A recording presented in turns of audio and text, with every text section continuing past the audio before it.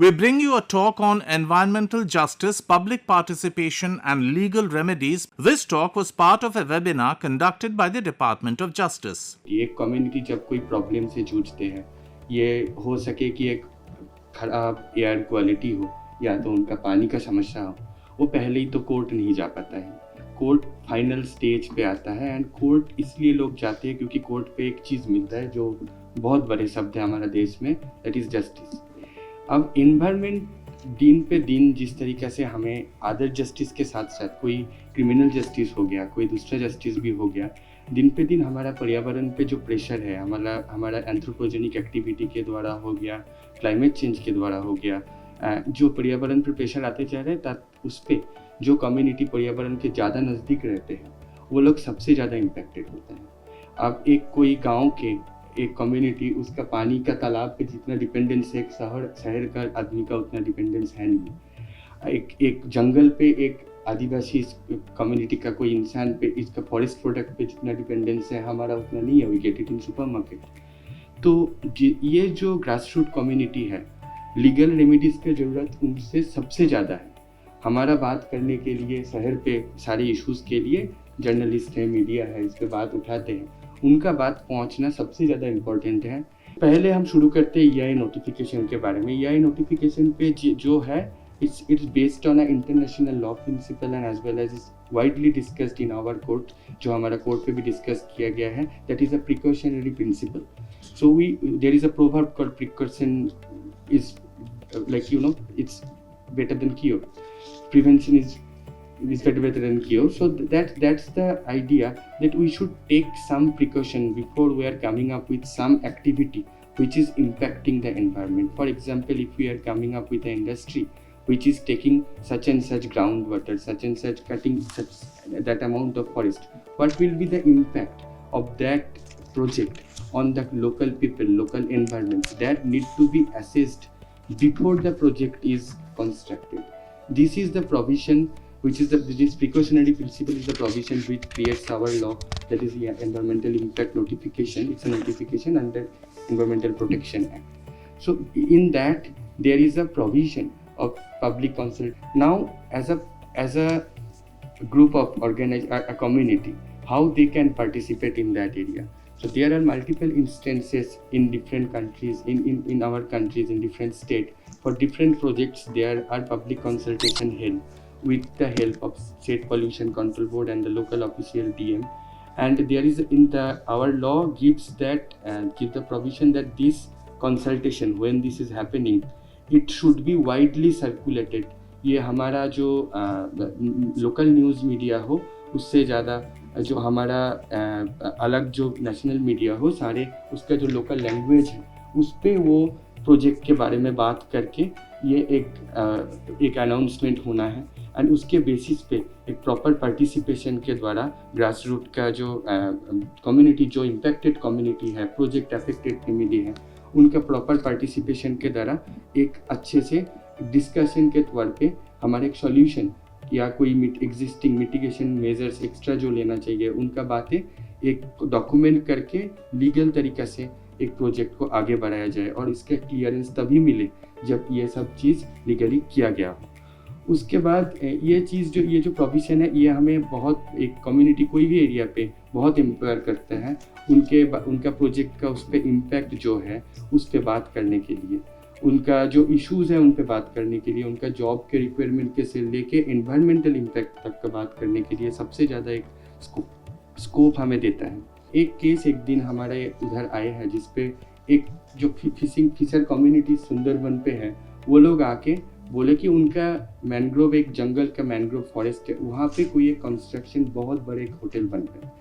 तो उनको बाकी जगह पे उनने गया है, उनको उतना रेमेडीज़ नहीं मिले, तो उनको कोर्ट के पास जाना है। तो हम लोग मैं एज अ डॉक्यूमेंट के तौर पे वहाँ पे जाके देखा कि एक बहुत कंस्ट्रक्शन 23 एकड़्स ऑफ एरिया पे बहुत बड़ा एक कंस्ट्रक्शन वहाँ पे हो रहा है। वहाँ पे मैंग्रोव काटा जा रहा है एंड वहाँ पे जो स्कोप है उस पर वहाँ पे एक बड़ा होटल बन रहा है। तो हम लोग उसका लोकेशन लिए हैं, उसको एक जो टूल है GIS बोल के एक टूल होता है, उससे हम लोग देखें कि उसका क्या परिवर्तन, पहले क्या वहाँ पे मैंग्रोव हुआ करता था।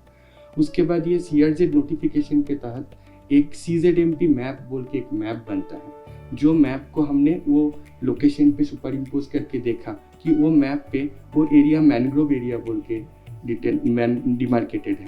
एंड CRZ नोटिफिकेशन पे ये क्लियरली बोला जाता है कि मैनग्रोव एरिया जो है उसको आप काट नहीं सकते हो, वहाँ पे आप कोई कंस्ट्रक्शन नहीं बना सकते हो। तो हम ये वाला एक बहुत सिंपल चीज़ों को लेके एक तरीके से थोड़ा सा मैपिंग एंड साइंटिफिक इनपुट्स डाल के एक लिटिगेशन बनाए। उस पर कोर्ट ने सीधा सीधा ये दिया है कि ये होटल जो है ये मतलब ये CRZ का वायोलेशन है, इसको डेमोलिश करके वहाँ पे वापस मैनग्रोव लगाना चाहिए। एंड ये जो प्रोटेक्शन है ये these are precedent setting judgments by court, जिस पे बस एक 23 एकड़ का जंगल नहीं बच रहा है। यहाँ पे पूरा सुंदरबन का एरिया का जो एक आइडिया है जहाँ पे यहाँ पे नहीं बनाया जा सकता है, इसका एक प्रेसिडेंट सेट हो रहा है। ये जस्टिस हमें कोर्ट से मिलता है जिसका इम्पैक्ट काफ़ी बड़ा होता है एंड इनका इम्पैक्ट काफ़ी लॉन्ग टर्म होता है। If we can do a simple engagement with this sort of compliance check and let the government know that this is not happening, then government takes proactive action on that. So these all are the way we can participate in this way, and this is the legal remedies we can get through. So finally, what I would, we read in class 8 book that environmental is everything around us. It impacts most the public, everyone, and what is needed is that when we talk about environmental justice, we should talk about strengthening the ground where the public is actually staying.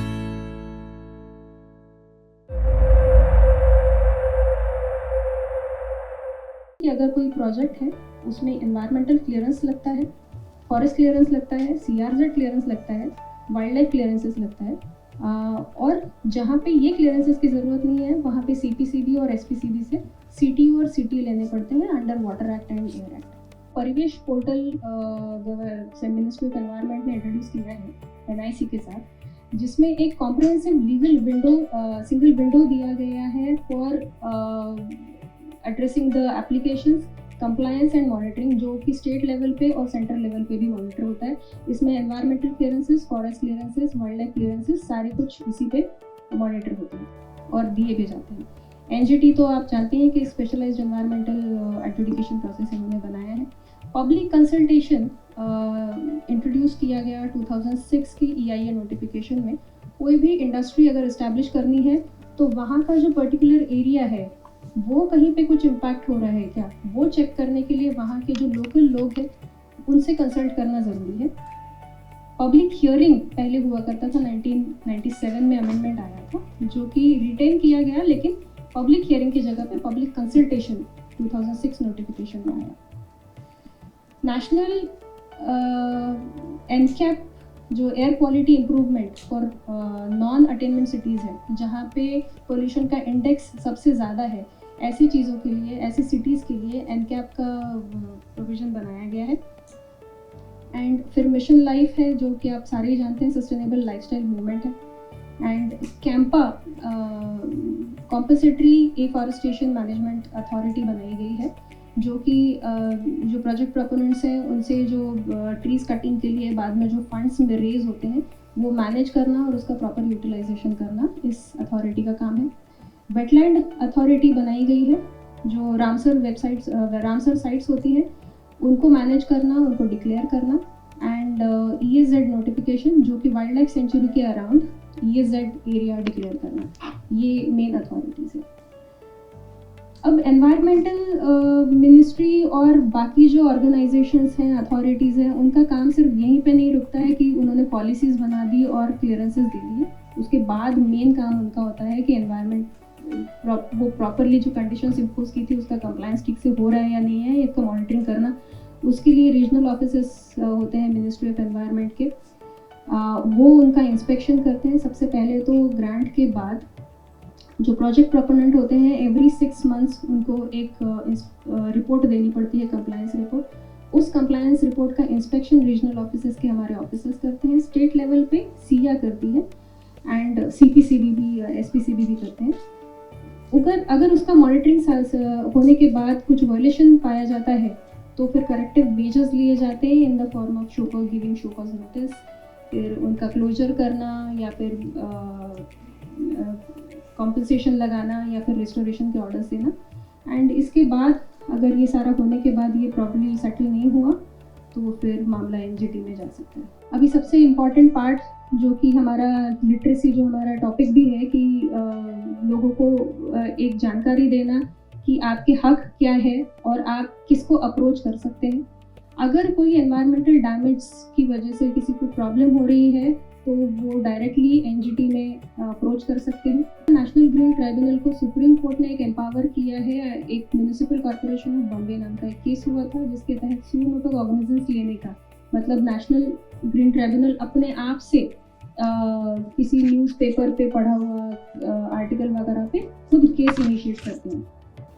इसके अलावा जो कोई project proponent जिनका environmental clearance reject हुआ है या फिर revoke हुआ है किसी कारणों की वजह से, कंप्लायंस ठीक से नहीं हुआ, वो लोग भी अपील फाइल कर सकते हैं NGT में अंडर सेक्शन 16। हाई कोर्ट और सुप्रीम कोर्ट के जो ओरिजिनल जुरिस्डिक्शन है उनको हम नहीं ये कर सकते, उसके लिए पब्लिक इंटरेस्ट लिटिगेशन लोग फाइल कर सकते हैं।